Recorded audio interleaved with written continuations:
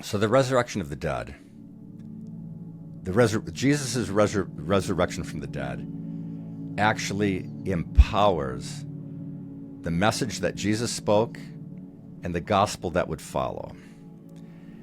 And it demonstrates that the God that Jesus trusted in is in fact alive.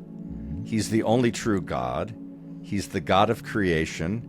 Not only is he the God of creation, but he's the God of new creation. Yes. This is actually demonstrated in the resurrected Messiah, Jesus. Mm-hmm.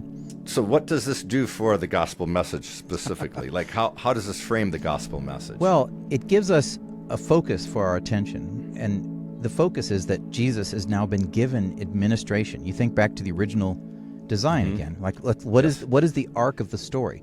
The arc of the story is, I want the earth to be administered in righteousness. And then we see constant struggles and failures. And then finally, one guy, Jesus, is risen from the dead. God has attested that this is the one by raising him from the dead. Now there's proof.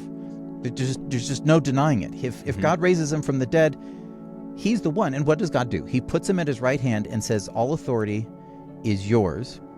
God has fixed a day in which he will judge the world by a man whom he has appointed. This is Acts 17:31, the message of the original teachers who had been with Jesus.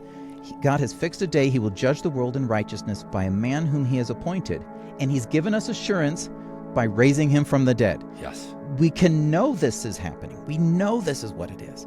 And so the gospel message is that this Jesus is alive. He's at God's right hand. He has authority. He has power.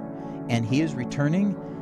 And God has said, I'm entrusting judgment to you, which is, it's unique and strange in some regards that, like, what is God doing? Giving judgment to a human? And then you remember, this is what he's been doing from the beginning of the story. Right, He's been right. asking humans to take a part in it.